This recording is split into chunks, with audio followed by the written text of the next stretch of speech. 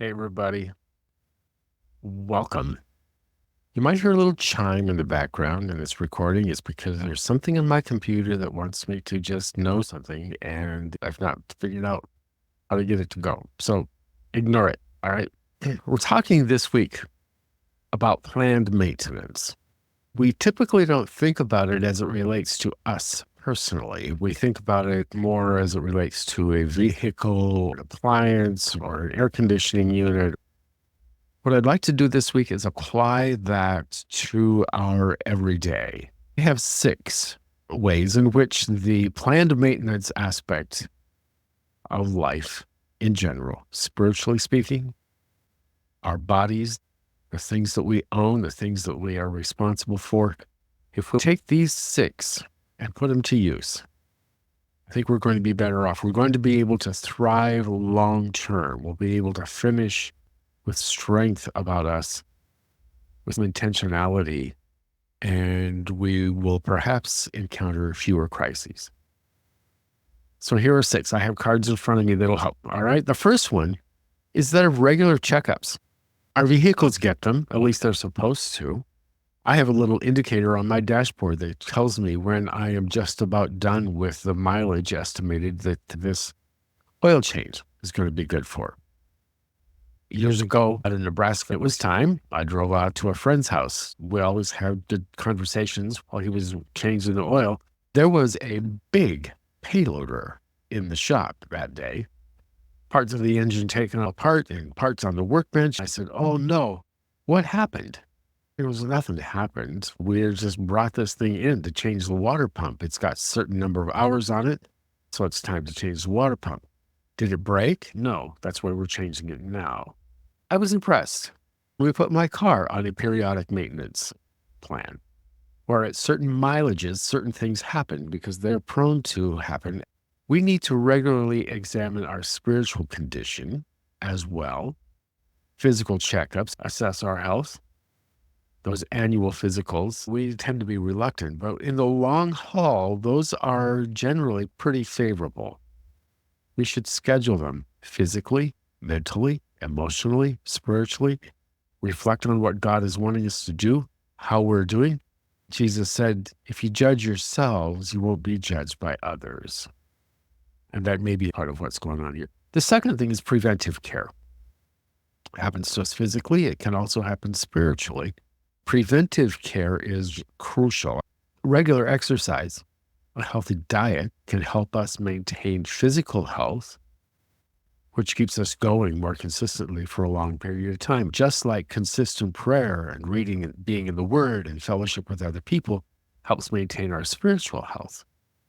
I saw an article about a gentleman who has a car shop, and it's based on data from car battery manufacturers, recommends clients proactively change their battery at 36 to 42 months because that's when most batteries fail.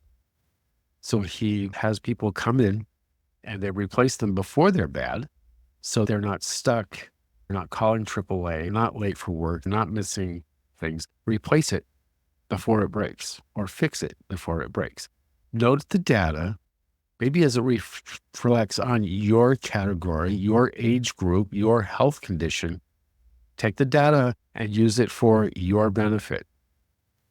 This aligns with Proverbs 4:23, which says, above all else, guard your heart, for everything flows from it. So if we catch things, we do preventive care so that we don't have to do emergency care. Number 3, address issues early. When you sense something is wrong and you tend to it, you can prevent a major breakdown. Spiritually speaking, when we see something that goes awry and we tend to it while it's small, we're going to prevent a more significant spiritual struggle. I can attest to this personally. There were flags that I was seeing for a long time, and I thought, no, I'm okay. After a while, I convinced myself that I was an exception to God's rules, that I even deserved this, that, or the other, and it was contrary to the word. Had I fixed it when it was first noticed, I would have been in a much better shape. After my dad's death, and my grandpa's death before him to brain cancer. I spoke with the neurologist who helped me understand Dad's MRI. She said it would be wise to adopt a zero tolerance policy on certain symptoms. You don't know if it's genetic, but if you know these things, it will help you. And I said, okay. And she wrote down for me, and then I wrote home and I copied that. It's in a document on my computer, and I reviewed it getting ready for today. These 5 things show no tolerance for them, Phil. One is seizures. Show no tolerance for those because it's a possibility there's something going on in your brain. Speech. If you continually have trouble with a certain thing, notice that. Check it out. Make sure you're okay. Reasoning or personality changes. Those aren't moods. They are changes in your personality, changes in the way you're thinking about things. She said, don't give yourself any tolerance for that.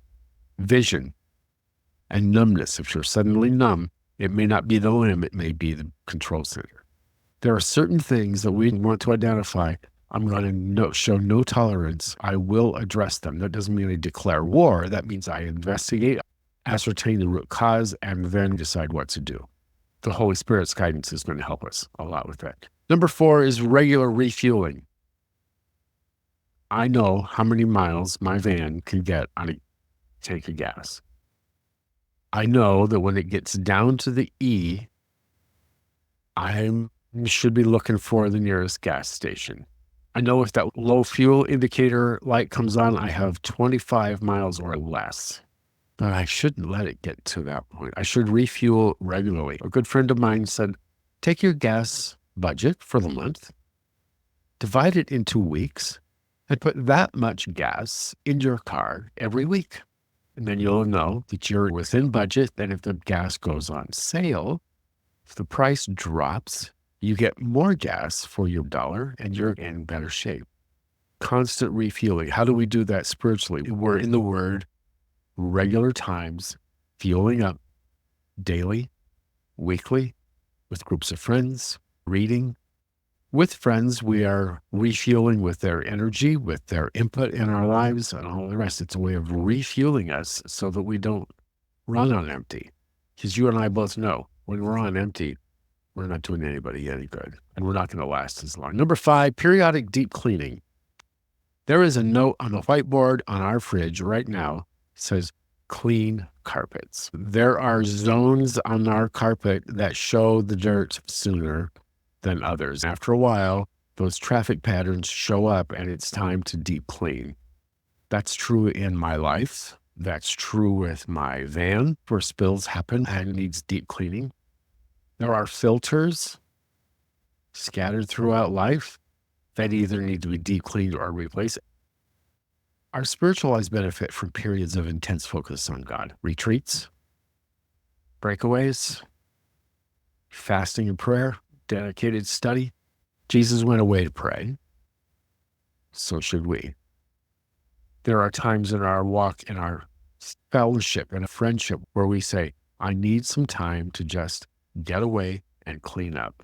There will be times when we say, you know what, that friend or those 2 or 3 friends are more like a drain on my spiritual energy. They're a drain on my emotional energy than they are a boost. I'm going to spend less time with them because I need to clean some other things up, and that's the source of what's going on. So periodic deep cleaning. Number 6, professional help when needed. I grew up at a time when we worked our own vehicles. There was always a Phillips screwdriver and a socket wrench in the door pocket or under the front seat. And we did a lot of things ourselves. Don't so much anymore. But when I notice that there's help needed, I make sure I see a mechanic. In the same way, there's nothing wrong with saying to a friend or a trusted counselor, I'm on the struggle bus with this and I need some help. Help me here. What's going wrong? Help me figure this out. Help me solve this because I want to last.